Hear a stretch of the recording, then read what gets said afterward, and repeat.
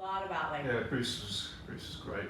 Amazing, and I couldn't understand him when I got there at all because he's from Glasgow, and he would be wasted half the time, and I'd be like, "What are you saying?" Yeah. So, and it was great. True Glaswegian. Yeah, he'd be like, "Throw the painting off the balcony. Let's view it from upstairs. You know, that looks better down there, doesn't it? You know, or like." As it does. Yeah, it definitely does.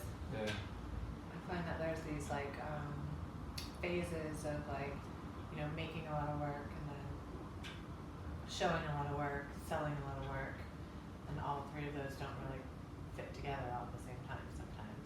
Like I'm showing a lot right now and then not selling a lot, but right. then I all of a sudden like I'm coming out of some big shows and now I'm going into selling a lot more. I'm like, what is going on? But I'm not complaining about it, that's for sure.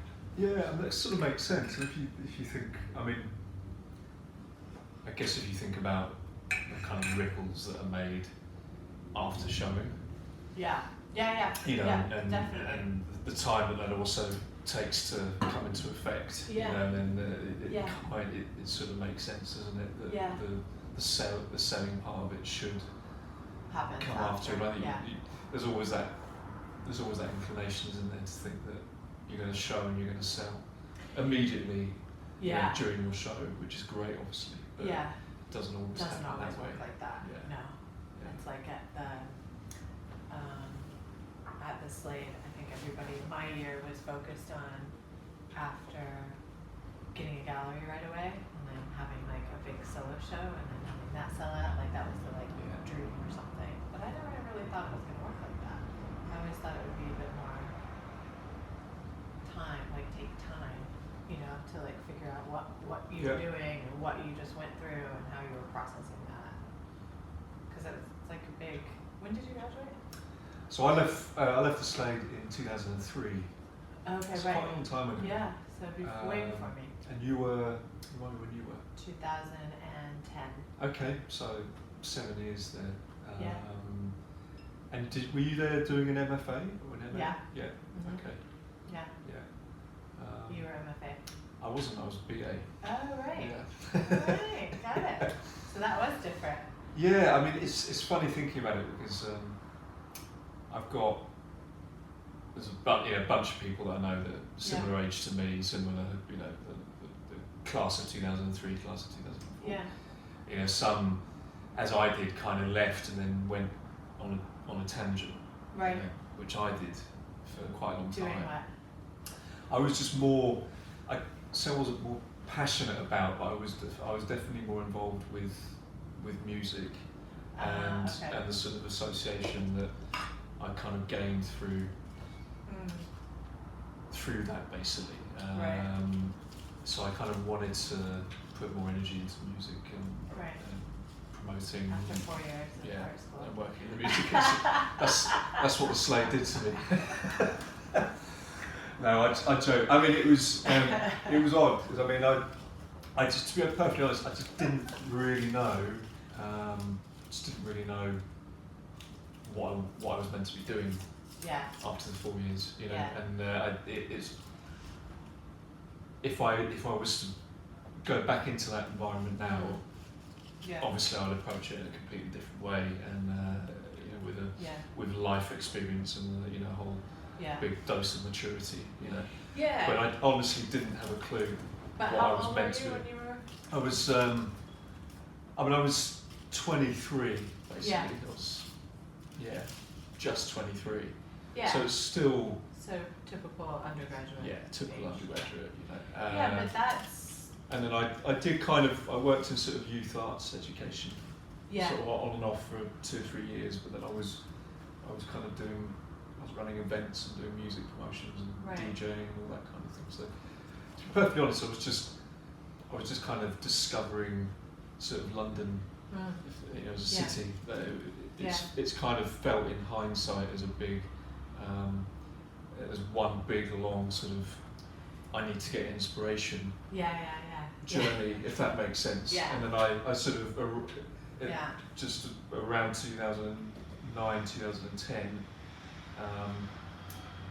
that's basically when I thought that was over, you know, and I was kind of ready go. start making Yeah. work again, like properly, and I had some ideas and all this kind of thing.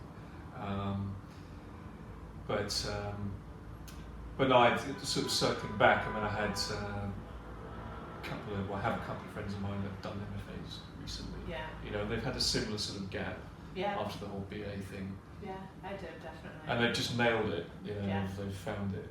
They just know exactly what they want to do.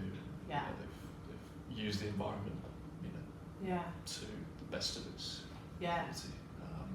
Is that how it was for you then? I mean, yeah, I think so, because I went straight to San Francisco right after high school and went to the San Francisco Art Institute, and it was like a 4-year program. I graduated, I think, in 3 years because I was just like eating it up. I was like, so I did like a summer program too because I just didn't want to stop ever, and loved it. But that's where I think it's different between the States and the UK. Is I find that in the States they really want you to take a break after your undergrad because they want you to really think about if you do want to be an artist and how you're going to live as an artist, and if that is, and what kind of work you're going to be making. And, so I always knew I was going to take a pause after undergrad, but I waited, I guess, till I was 31. So when I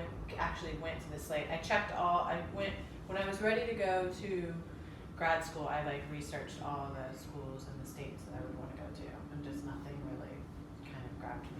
I was looking at Pratt and RISD and Columbia and Hunter and kind of all East Coast, Yale. I don't know, something just wasn't grabbing me, and I didn't end up in London till even after that because I moved to Italy first and studied painting there for 1 year. And once I went to a 1 year master's in Florence, I was like, okay, I really want to do more of this. So that's when I moved to London. But I was considered a mature student because I was 31. So everybody else was 23, 24. Mature at 31. Yeah, I was like, what? I feel really young. I'm not an old person yet. And everybody was coming straight from undergrad, so from Chelsea and Goldsmiths, and then all of us were at the MA in Slade, MFA in Slade, and I was one of the 3 old people. I was like, wow, that's crazy, But I just thought for a minute that I'd put it on slow-mo instead of normal video, which is what I did yesterday with my friend anyway. It's 15 minutes in, just filmed 15 minutes of slow motion. Sorry about that. So so after Italy, Slade, considered a mature student at 31, which is odd, isn't it? I mean, it's strange to be sort of classed as that because I mean, if I think of the people that I know now and where they are, in their respective careers, a lot of people, approaching late 30s, mid to late 30s, early 40s and suddenly killing it, they're doing amazingly, and they're just blowing up. But that's not how it used to be. It used to be, it wasn't like that at all. And I look at people like Phillida Barlow, who was she's amazing. Yeah. She's killing it now, and she's. Phillida was my tutor, I think, for years. She was great. She's awesome, and I find her quite inspirational, and A, as a woman, and B, as somebody that's older that kind of, made it in a different, timeline than everybody else was doing. Go to school, go to grad school, get a gallery, show, and then you're this big thing by the age of 27. And if you haven't made it by then something's kind of wrong. What about that? Because there's that time of processing and and life and living and how that comes into your own practice. So I was like, who the hell has time to do that by the time you're 27? There's so much that has happened between, because I'm 40 now, that has happened between that time and there. I wasn't even, living in London at that age yet. Yeah. But I did find coming over to London and going to the Slate, it really kind of threw me sideways quite a bit. Did it? Yeah, because I had all my history and background in art in US, Yeah. and it's totally different ballgame here. Yeah. Like it was like from artists that everybody knows, referencing people. I had no clue who people were talking about, and I was like, oh my gosh, this is crazy. Like, who is that? I don't know that. And then like explain. So in a way, it gave me like a whole new set of like, you know, a whole new toolbox of like people that I could be inspired by or look up to or talk to or go and just see the shows. But it was pretty like, wow, okay, so I'm restarting again. And I was about to say, I mean, did you find that you had to start again in many ways? Yeah. You know, Yeah. Maybe not on paper anyway. Yeah. But certainly, you know. Yeah. Questioned the type of work that I was making. It was also really difficult culturally for me because British people are not known to be very open and warm and like. No, we're not. and like, hey, hi, and Americans we very much are. So I was like, what is going on here? Like, I can speak the language. I'm in this art community that's but very everyone's miserable. yeah, but nobody's like. I was like, what is going on? So I found it very isolating, and I found it really. I definitely like. It hit my confidence quite hard for a while, and I was really trying to figure out like, okay, what am I doing? But at the same time, I was like, thank God I'm a mature student because I do know what I'm doing, you know? Yeah. And if I had been younger, I probably would have been like, peace out, like, fuck you, London, you know? Because I was just like, this isn't like my thing. Like, we're all artists, we should all kind of be working and helping and communicating together.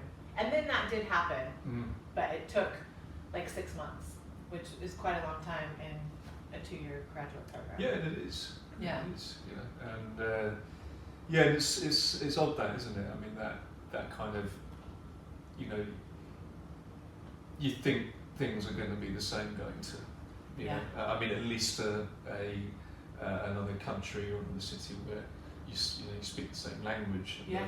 You know, I mean, between the UK and the US, you know, quite a few sort of cultural similarities, you know, and just in terms of openness. But no, that it was like, wow. LA, New York, California, London. Yeah, you know, just like totally. people are different. Yeah. Well, we're different here. You know, I think it's quite a London thing. That is. Yeah. Definitely. Yeah. You know, a lot of you hear that quite a lot. Yeah. Yeah. And it sort of echoes. I think it does kind of echoes out into the way that the art world here is in London as well. You know, just the way the kind of business side of it operates. Do you kind of find that as well? I know that's the case for some other friends of mine who are, I guess, you know, mature or, you know, similar point in their career, and they've come from maybe Portugal or you know, or Spain or Italy, and they're just what's going on here? It's totally like that because that's happening again. Like I have most of my collectors are not. They're not in London. They're like outside of London, or they're in America, or Italy, Dubai, China, and Spain. They're not necessarily like in. So I'm like, why am I in London? But there's something here that I've always said. Like once you do like fall in love with London, it's kind of a done deal. You're like, this is it, you know. And completely. Yeah. So it's 10 years here now, which is crazy. But I do find that in the art world as well. However, I find it's getting, maybe this is like the end of that like 6 month period, and everybody's like becoming more intertwined and interactive. Maybe it's just the things that have been set up in place, or the struggles and the hard work that like our peers are all at the same time doing it together now. So I feel something's happening. It's funny that, because we were talking earlier when you arrived, that it does. It feels like there's a kind of momentum, you know, and that people are sort of they're progressing, you know, and they're getting to some achieving some kind of milestones, for want of a better word, you know, And in interesting ways. through different ways, you know, Yeah. not just through traditional. Exactly. I need to get representation. I need Exactly. to be with a gallery, but Yeah. you know, just like again, just completely taking command of the whole online space, and maybe that's serving changed. as their, Yeah. you know, their primary, you know, kind of source of income, or you know, Yeah. source of sales or whatever. There's lots Yeah. of different ways of doing it now, which it does, and that is producing some momentum. I think that's quite Yeah. exciting. Yeah, I think so too. I think it's all of that combined. How are you finding the, like, you know, social media aspect of like Yeah, work it's interesting. as I a mean, painter? I really like you it. know, I mean, and- I think. I mean, if I think about again, you know, my peers, you know, my contemporaries, and you know, there's, you know, as far as commanding that social media presence and making it work for you, Yeah. there's a science behind it, and I think people are trying to understand that as Yeah. much as they can. Yeah. And once you've sort of got to grips with that, then it's a really, you know, it is a powerful tool. Yeah.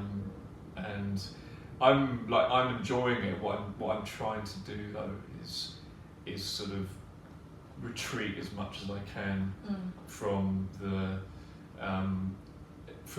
need to carry on updating. You know, when there isn't necessarily anything to sort of update on. You know? And just establish like a clear separation between the online world and the physical world. Yeah. You know, because one will dictate the other, and generally one does. You know, whenever. I mean, my following isn't big, but I've kind of, I guess, talking about sales again, and you know, my collectors. You know, that if I think about who they are and how they've come to discover my work, it's been through a whole host of different, you know, approaches. You know, like, you know, personal. Old school kind of personalised email invites, you know, you know, text message to, you know, a WhatsApp message or a phone call, or you know, it's like so kind of diverse now.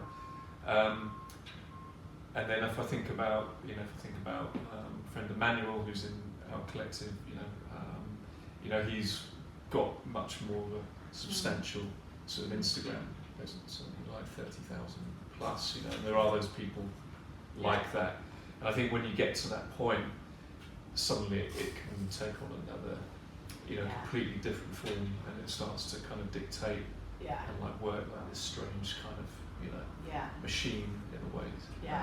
And he, you know, he's generated some big sales in the last month, just literally through a comment, you know, an app, you know, like a tag in like someone else's feed, bang, where what three, you know, 3 stages later, or you know, so crazy that happens. A couple of direct messages later, you know, like, and that's, you know, sales. So I think that's really fascinating.